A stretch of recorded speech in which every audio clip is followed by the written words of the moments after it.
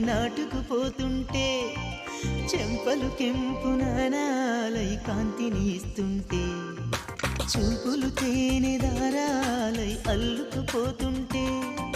రూపము ఏడు బారాలై ముందర నించుంటే ఆసోయగానే నీ చూడగానే ఓరాయిలాగా అయ్యాను నేనే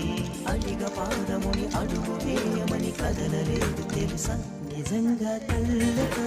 వింతగా